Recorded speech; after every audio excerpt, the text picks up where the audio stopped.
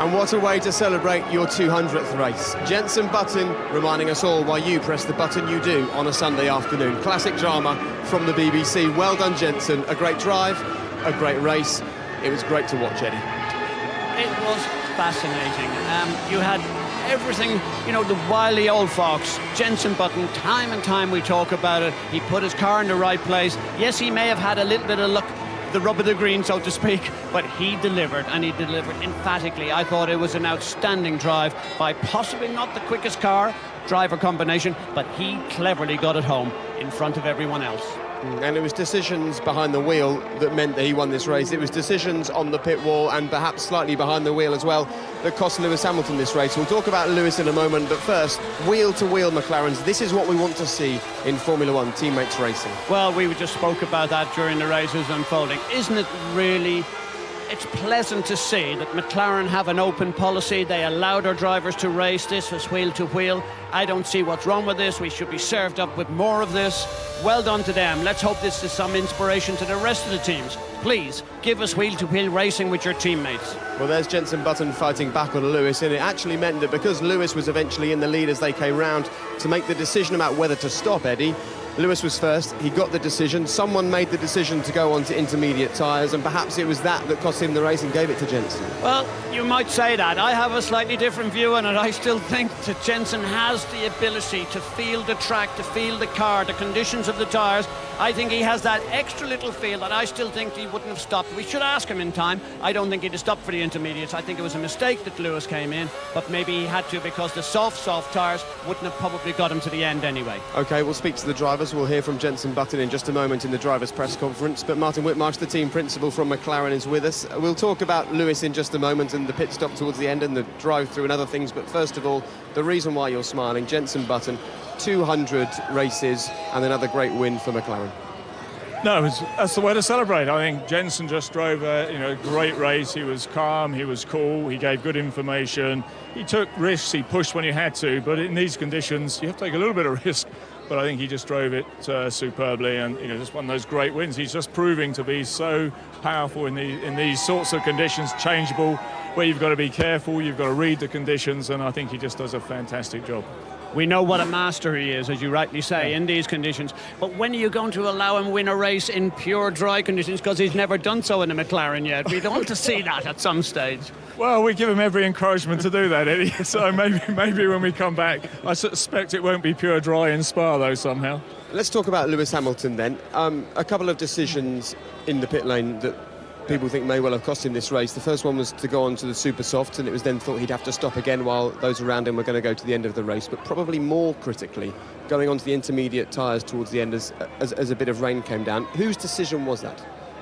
Well, again, it's a team decision, but at that point, his tyres were just about shot. It was raining.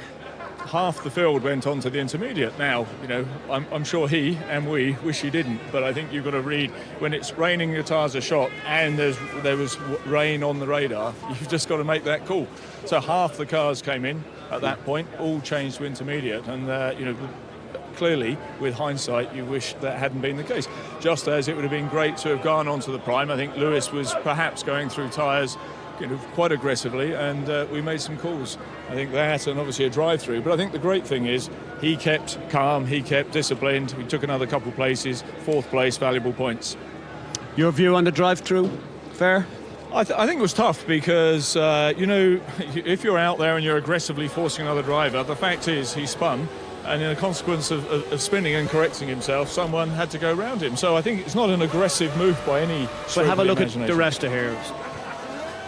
Is he on the track, or was he forced onto the grass as a result? That's the question that I'm sure the stewards looked at, because from our point here, where does the rest go?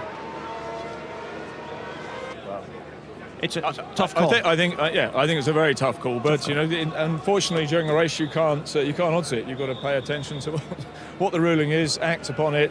I think the great thing is that Lewis kept calm after that and took a couple of places, scored valuable points, which is what he's got to do, what we have to do as a team. OK, well, do stay with us. We'll see if Lewis is still feeling calm, because he's with Lee McKenzie right now. Well, from the highs of Germany to, well, I'm not quite sure how you feel, you can tell us, but you came so close to winning again today and then to finish fourth. How do you feel? Yeah, well, first of all, congratulations to Jensen. He was pushing me hard the whole race, and the better man won today. He did a fantastic job, and congratulations to the team. It was an intense race. We obviously got a good start. Did great for the first half of the race. I'm struggling a lot with the graining of my left front tyres. I think I don't know if it was my fault pushing too much, but and I had a big mistake. Again, my left front tyre was pretty worn, so I went a bit wide, came out of the chicane and spun, which is very, very rare. I think it's one of the first times I've spun. So, and then after that, I honestly have to apologise to Paul de Rister. I didn't see him, so I had absolutely no clue. I don't know where or what happened, but I got a penalty for something, which is to be expected, I guess, sometimes. And so I apologise to him. In some ways, though, it was this first car call which caught you out, because at that point you were in the lead. Was it your idea, your decision to come in for the Inters? Who makes that call? Well, we were having radio issues, and I could hear my engineers, but they couldn't hear me. So I was constantly asking for information, but they couldn't hear me. So it was a very difficult call for them. And I think there was perhaps one point they got some information from me, but maybe it was a little bit of info, and we decided. They said I heard them say it's going to rain, so, and it was already spitting, so we opted to go for the wet tyres. I think it was. I think they called me in, and I did the lap, and anyways, the tyres went off. It wasn't necessarily the best call, but that's motor racing. It might not be the result that you were hoping for today, but can you leave here positive? Because the McLarens were so strong again, both being ahead of the Red Bull really for much of that race.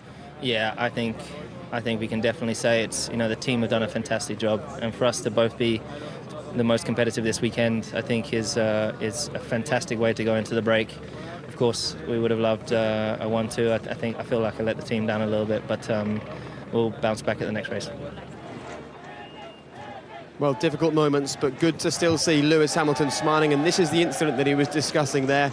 He span the car round to get back in the race, forced Paul de Rister onto the grass. It cost Lewis Hamilton. He was given a drive-through penalty. Didn't cause too many problems, though, for Paul. He finished 7th. That's his best ever finish in Formula One.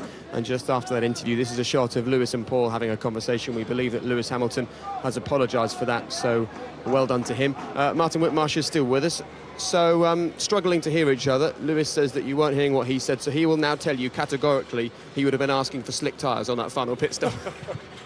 I'm sure we'll check the recording. No, I think, again, wasn't that a mature response? A guy who wants to win, and he just dealt with that so well. He's disappointed right now, but, as again, we look at and we can analyse, and say we wish we'd made different calls, but I think with the information we had, the circumstances we had, I think, it's just one of those things. As he said, that's motor racing.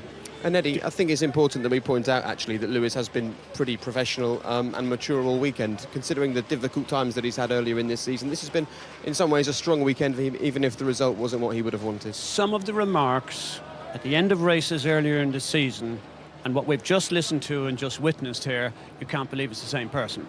This was a perfectly professional response by a high-qualified athlete at the front of and the world champion, and he has to be ambassador for that as well. But I think you now have found, mid-season, albeit a little bit late, we have been critical of you in the past, me especially. Really? Yes, absolutely. Yeah, well, but don't worry, your no one car listens to you, is Eddie. so much better. But now, can you promise us one thing, that you're going to serve up races like this for the remainder of the season? Well, we're going to promise you we're going to serve up better races than this, okay? We're going to keep pushing. We're going to try and win as many races as we can. Lewis has been strong, mentally strong all this weekend. It didn't go his way, but he's in a good place at the moment, and I'm sure he's going to be massively motivated when we get to Spa. Indeed, and I think it's important to point out that this is the pit board belonging to the current Formula One world champion, and just to slightly remove the smile from Martin Whitmarsh's face, Sebastian's lead is the biggest it's been all season. But that's not going to stop McLaren from partying today. They've been celebrating already. They celebrated when Jensen crossed the line. There you can see the Union flag flying. His dad holding it aloft. Jensen Button celebrating 200 Grand Prix with another win for McLaren. Congratulations to him. Let's hear from him now. Congratulations, many congratulations, Jensen. What a way to mark your 200th Grand Prix. Finally, you can start to mark the occasion and start the party. Yeah, it's good having a couple of weeks break, because I think it might take me that long to get over tonight. But yeah, this is the first place where I won a Grand Prix back in 2006 in these sort of conditions. and this is my 200th race, yeah, and I've won here again. So a great moment. For some reason, I like these conditions. Don't ask me why, but it worked out again. So a great call by the team to put me on the prime tyre when they did, and I think a great call by all of us when we decided not to go to the Inter. So all round, amazing weekend. And I want to say a big thank you to the whole team, the mechanics, the engineers, everyone within the team that's worked so hard to produce the car that we have now. And I think we're going into the break on a nice high. But I think every day we're on holiday, we're going to be thinking about Spa already. Excited about coming back and hopefully doing the same again. Sebastian, to turn to you, you got the start that you wanted today, but sometimes staying on the track in the early stages seemed impossible, holding on to the lead even more impossible. Yeah, indeed, I was struggling a bit in the first stint with the intermediate tyres. Lewis, I think, was a bit faster, and then I lost it down into turn 2. It's quite tricky. He was pushing quite hard, and I tried to be on the edge, and at some stage I realized that would be too late, so I opened the car because I know the white lines and in particular the green paint afterwards is very slippery, so it's easy to have a spin, and lost the lead after that. Obviously the circuit was drying. I think we could have maybe come in a lap earlier, and then on the super softs I was feeling quite good initially, but there was quite a lot of drop-off. I think it was the same for all of us, obviously the track being quite green, and I think both times I would have loved to come in a lap earlier, but it was quite good fun to see all of a sudden both of the McLarens very close again. But then in the last stint I had to let Jensen go because I did feel that I had more speed in the car, but I had a couple of problems with the brakes, and it was difficult to know 20 laps to go how the car would be in the end, so I couldn't push as hard as I would like to, but still I think second today is an important step. Nevertheless, I think the win was in reach today, and we didn't get it, so we need to work hard because I think both of the McLarens they are very, very strong in all sorts of conditions, so it's clear now for a couple of races they have done a step forward, and we need to make sure we come back, definitely. Fernando, yourselves and Ferrari went for an aggressive four-stop strategy in the race, the third place a reward for that. Did you ever feel that a podium was on in the early stages of the race where you were struggling as well? Well, I think in this type of conditions the race is very, very long. You need to be always focused because with so many pit stops and so many weather conditions, anything can happen. So I stay focused at the beginning. Unfortunately, the start didn't went as we predict, and both Mercedes overtook us on the start. So I had to overtake Michael and then Rosberg for 2 times, and then with the pit stops also we found ourselves behind Weber for half of the race. So after that we were able to push in some free air, and we were quite quick, but the first 30 laps we were behind the Mercedes and behind Mark, so that was a little bit too much of the price. Jensen, returning to you, at what stage did you feel the victory was on today? When you got to the chicane and saw your teammate suddenly right ahead of you, or did you feel that as you were catching him at that stage, a win was always on? Well, I mean, it's very easy to say now, but personally I felt at the end of the first stint, I felt that I was able to look after the tyres for the remainder of the first stint. I think about halfway through, people started struggling, and I was able to push on. And the car felt really good. I think I was about 3 seconds behind Lewis when he pitted on the first stop. I'd pulled in about a second a lap up to that point. So at that point, I knew I was in good shape. The car was working well for me, and I thought it was a matter of time in the dry conditions for us to get the jump on Lewis, because at the end of the stint he was struggling. But obviously it turned out a little bit different with the rain coming down. It was pretty difficult on the prime tyre. Those aren't the conditions for that tyre, but a lot of fun all the same. It's always fun racing with Lewis. I think we're pretty fair. I don't think we touched this time, and great to come away with the victory this weekend. Well, great's a bit of an understatement. Congratulations, Jensen. 200 races, yet another win. Sebastian Vettel finishing second Fernando Alonso third on the grid there, with Lewis Hamilton, who had this race in the bag, ending up fourth towards the end. Mark Webber had a pretty difficult day, finished fifth with Felipe Massa, who started in front of his teammate sixth. We'll hear from Paul Di Resta, who finished seventh, in just a moment. Sebastian Buemi and Jaime Alguersuari both in the points for Toro Rosso, and Nico Rosberg also finishing in the points as well. Vitaly Petrov getting his Renault to the finish of the race. No fiery finishes for him, unlike his teammates. Sergio Perez once again not stopping too much, but it couldn't quite drag him up into the points today. And Timo Glock will be pretty happy with 17th finish for Virgin Racing, just in front of Daniel Ricciardo for HRT. And Daniel Ricciardo in front of Liuzzi, his much more experienced teammate in the HRT. And a disappointing day for Team Lotus. Jarno Trulli and Heikki Kovalainen will both want to forget this one, of course. This is where Heikki Kovalainen's only ever win has come in Formula One. And take a look at that. 85 points now is the gap between Sebastian Vettel and his teammate Mark Webber. Lewis Hamilton sitting third and Fernando Alonso fourth. Jenson Button giving himself a big chunk of change from this one. 25 points in his back pocket. He's now sitting fifth.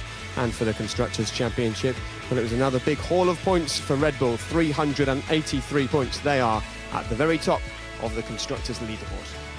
Well, we're now out here in the paddock. We're basking in the reflected glory of a win there for Jenson Button. Congratulations to him. And as we discuss him, Paul Di Resta wanders by to join us, so perhaps he'll give us a quick word, because we've already heard from Lewis Hamilton and heard Lewis's side of the story there about his drive-through. That was one of the most eventful moments of your day, seeing Lewis spinning around right in front of you. We can watch it again now with you here, and you did very well to avoid him, Paul. Yeah, I think thankfully I saw him quite early. I saw him before I got into the chicane. He'd had a bit of a moment, and just to come out the chicane, I was a bit surprised, but at the same time, there was time to take action on it, and I think Lewis was leading the race at that point, so I can fully understand what he was trying to do. But there's no harsh feelings. I spoke to Lewis about it, and he just said he didn't see me. But if it cost us a lot of points, then it would have been a hard one. He didn't see you or the two cars in front of you either, by the looks of things. Well, Paul, when we were watching this during the commentary, it did seem like it was going to be a little bit harsh if the stewards gave a drive-through for that. You obviously lost some time going in the grass, but your view on that, would you have accepted that just as a normal cut and thrust of a racing incident, or do you think that was absolutely the right thing for the stewards to give him the drive-through? I don't really know. It's a difficult one to say when you're... If the shoe was on the other foot and you just made the spin. Yeah, I suppose you would have been, because if you avoided that, I didn't lose too much out of it, but at the same time I lost a lot of tyre time, so it is a hard one. I mean, I was fighting for position with Barrichello. They had just lapped us, but as I said, if it had cost me points, I would have been a bit more disappointed. Right, enough about that. Let's talk about something far more positive. Your best ever finish in Formula One, back in the points after some tough last few races. How does that feel? It's a massive thing for me. The last three races have been way out of my control. There was definitely points up for grabs in all of them, and today, yesterday we didn't get the best qualifying. We didn't quite hook the car up on the super softs, but we knew we had a good balance in the dry had it come. We lost a little bit out to strategy. Probably the middle stint wasn't as good as it should have been, but at the end, when the tricky conditions came, I was able to fight my way back through, and we were definitely quicker than the guys behind, and it was just about bringing the car home and making sure there was enough fuel on board. Bringing the car home, Paul. Did you actually bring the car home? Because I think you ran out of fuel. Well, I think we've took precaution and stopped. It was critical. I think if I heard fuel one more time off my engineer, I was going to grab his throat. But at the same point, it probably helped me at the beginning. And we're only out there to win as a team. And given what Adrian scored in Nürburgring, I think it was important that we finished seventh, pulled the gap to Sauber. And we're fighting, and that's the main thing. OK, well, you didn't quite bring the car home, but you definitely did finish in the points. So congratulations to you, and you can take this on from here. Well done. Thank you very much. Thanks a lot, Paul. Well done to you. Right, big day for Paul. Congratulations to him. Let's go back then right to the very start of this Grand Prix. Long before the rain started to fall and decisions were costing drivers left, right and centre. And you have to say, with the pressure on him, David, a good start from Sebastian. Yeah, he really aced that pull away. And surprisingly, I was all eyes on Lewis Hamilton for a reaction off the line. McLaren has been extremely strong there, but in the end, Lewis had to defend to Jenson, and then that little battle continued nicely as they both struggled for traction out of turn one all the way down into the second hairpin.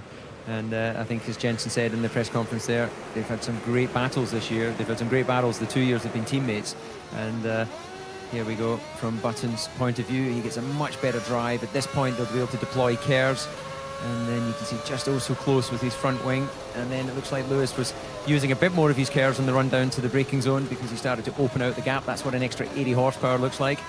And then Jenson brave to position his car out onto the curb there and then run down the inside. Fantastic battle from these two, but it's a super this was kind of setting the from tone for the Lewis whole there. afternoon, Absolutely. wasn't it? McLaren versus McLaren. I suspect if that was anyone else other than a McLaren, then Lewis might well have squeezed him a little bit on the extra turn one. But here's from Webber, in contrast to what we've just seen. Terrible start there. Gets passed down both Mercedes down the outside as they get into the braking zone. You just see the spray. There wasn't actually raining at that point, but a lot of residual water lying on the racetrack there. Okay, so that's a slightly bad start from Mark Webber. It became a very bad afternoon indeed for Nick Heidfeld here. Martin Brundle saying in commentary he can't remember when he saw a car explode in Formula One. Let me remind him of the start of the British Grand Prix in 1994 when he exploded off the start line and didn't go very far. But this was a nasty moment for a car that we've seen on fire twice this season, Eddie. That's not good. Of course it's not good. Fire is one of the most frightening things that you can answer. That's why I'm so happy to see the end of the refueling in the races, because it was an unnecessary danger hazard. Look at this, we were about to see this explosion. I don't recall seeing an explosion, particularly coming out of the side. The engine obviously just goes pop here. And I think it injures one of the feet or one of the legs of a marshal, and they shouldn't be subjected to that kind of risk. It was a close call from the race director to not actually put out a safety car at that point. In the end, of course, it was the right decision, but I was so nervous to see you were going to watch this marshal getting hit by some of the bodywork. And it kind of got worse. I mean, Sebastian Vettel tried to exit the pit lane during a Grand Prix, fighting for the lead. They're dragging the car backwards up the pit lane, David. Yeah, that's not the proudest moment for the Hungarian Grand Prix. Thankfully, the rest of the on-track action was fantastic. But, you know, difficult decisions have to get made from time to time. And in fairness to race director and all the stewards up there, there was no serious injury. Okay. Well, the other thing we have to consider, a car that's had an explosion, you could have weeping oil across the track. They needed to get that car out of there, and there was no obvious crane, so the easiest way, haul it back. Look, before we're critical of the marshals, let's go and have a chat and see what actually happened. No, not critical of the marshals. They did a great job in very testing circumstances. It's just whether that's the right thing to do, but well done to them for getting that car off the track without a safety car. Right, that was a low light for Nick Heidfeld, but you can live the highlights all over again tonight on BBC 3 at 7 o'clock. After that, of course, there's the golf. You can see the golf this afternoon, the British Open on BBC 2, coverage from Carnoustie. There's also a big day in the swimming as well. I know that Liam Tancock's a big Formula One fan. He will have enjoyed this. Good luck to him tonight in his big one. There's also plenty of athletics as well. We've got the World Trials and the UK Championships. However, we are disappearing for quite a few weeks. The next race is on August the 27th. That's the Belgian Grand Prix on BBC One and BBC One HD. OK, David Coulthard, Eddie Jordan, thank you both very much. If you'd like to press red, you can drop us a tweet, you can send us an email. We've got plenty to talk about, haven't we, on the F1 forum, so press red and join us there. But the Formula One title battle explodes into life. In fact, Formula One literally explodes for Nick Heidfeld. Decisions cost the day for Lewis Hamilton. Jenson Button, however, he is the king of this race. His first win here and his latest win here. Congratulations to him, a great win. We'll see you after the break. Bye-bye.